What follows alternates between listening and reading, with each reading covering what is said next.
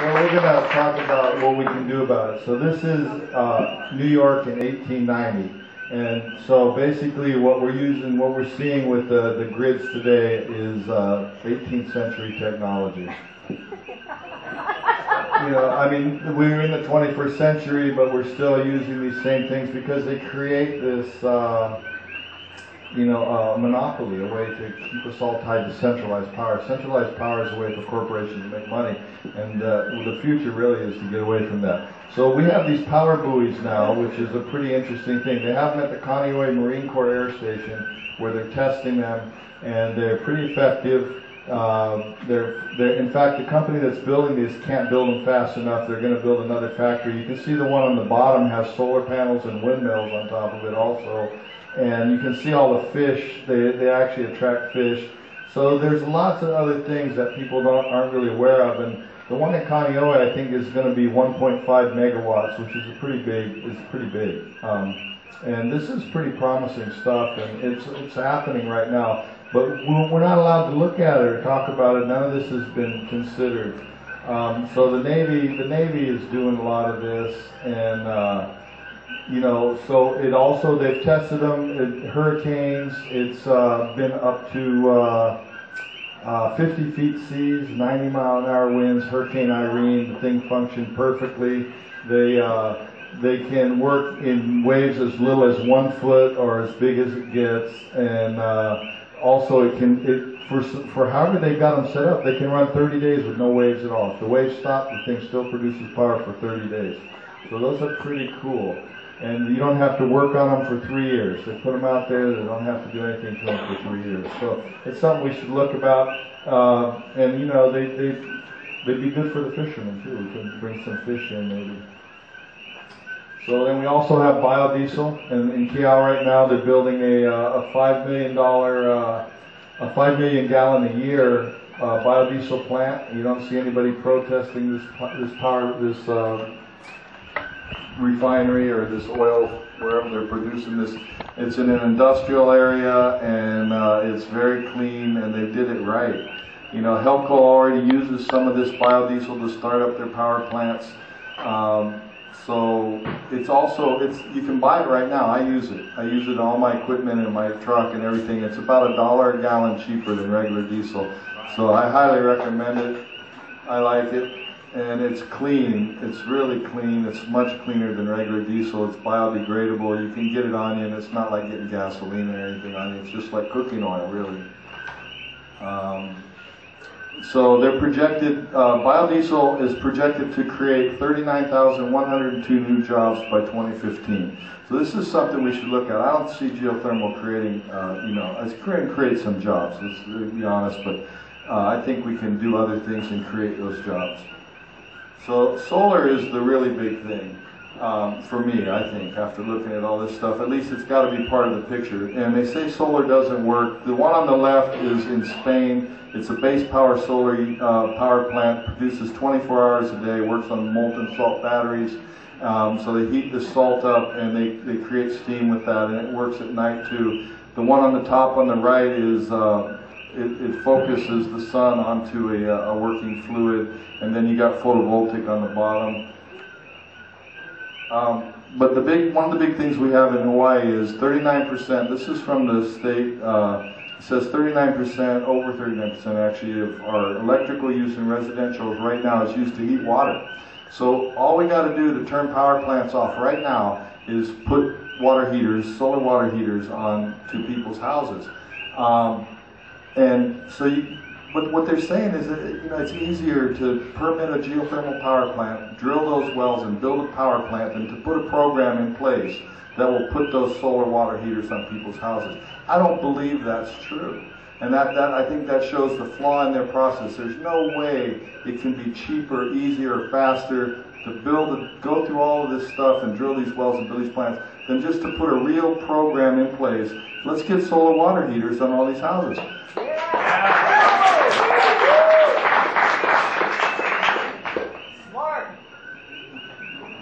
Yeah, well, the problem is that Helco's going to lose money. You see, I think it keeps always coming back there. What's our problem? Our problem are the corporations want to keep milking us for all this money. And so we got to stand up. We got to say, hey, we want what's best for all of us. Okay, so this is kind of what some of the things the solar, because when I showed that first picture, it showed this big field of solar power and all this, and that's still centralized power. And I like solar, but I still don't like centralized power. I like decentralized power. And this one on the bottom is the University of San Diego, and they put them on their parking structures. And as you can see, you can put them on all of the buildings, and the solar water is there on the bottom. So I actually like that much better than than big solar power plants. I think that we should just put them on all the buildings. So the price of solar has dropped 80% in the last 3 years, and it's projected to drop up to 50%, another 50% this year. And nothing else is going down. Cost to build geothermal plants, gas, all of this other stuff is going up. Solar, the technology is advancing amazingly fast, almost monthly, and the price just keeps going down. That's what we should be looking at that, and we're not even putting it into the cost analysis. General Electric doubled their solar power investments last year. They built a plant, a $600 million plant in the mainland somewhere, and they're going to provide a bunch of jobs. So they're really, they're really going for this. There's things like this is all this cutting technology, cutting edge. It's you got Sandinista Laboratories, Lawrence Livermore, Massachusetts Institute of Technology. I'd like to see us put a demonstration, maybe the county or the state, a demonstration project right here on Uncle Roberts. I think we should get some of this new technology, and I think the state should pay for it, and let's see if it works. They're paying for this geothermal stuff. They give them money all the time. $26 million just to study the cable. Why don't we put a solar system in down here on Uncle Roberts? I think that's a good idea. They're doing this stuff all over the world. So when people tell you that solar power doesn't work, that's just simply not true. This again is the University of San Diego. They produce 42 megawatts of power, and we've got a video of that we're going to show right now. As soon as I get done with this. And we've got these batteries now. They're saying the batteries is the weak link in solar technology, but there's a lot of new things going on in batteries.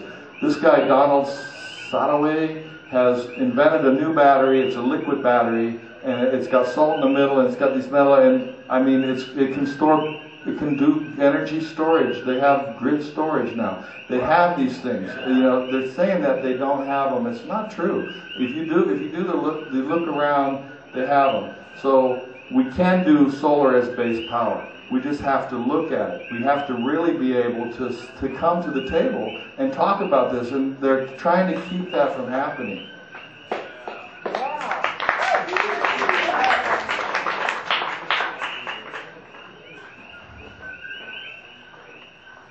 So they're developing solar cells that work at night. They layer them now instead of one layer. There's energy that comes from quasars and different things that's invisible. You can't see it. So I mean, there's a lot of things going on with solar. They have three-dimensional solar now, where they stack them up. They're saying because they stack them, you can get up to 20 times the efficiency of what we have now. I don't know if all that's true, or I'm not a scientist. I can't tell you. But I can tell you they have them for renters. Because a lot of people say, well, I'm a renter. So these plug in. You can buy these systems and plug them in, and you take them with you like your refrigerator or anything else you have when you go. They're portable, they're modular. You can put up to 5 of them together. They plug right into a regular 120 volt receptacle. You just plug them in and they're ready to go. And nobody's talking about this. They're also eligible for tax rebates. They say solar subsidized, and it is. But other people are taking advantage of those subsidies. Other people are buying those solars. And why shouldn't we do that? I mean, as long as it's subsidized, we should take advantage of that. We have the highest prices in the country. That works really well for us. Well, what happens when we have a severe solar spill? We go to the beach.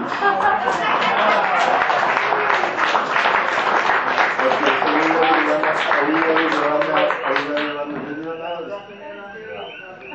Thank you. We're going to show you a real 5-minute video of the Rocky Mountain Institute. This is the San Diego University of California, San Diego. Yep, we're ready.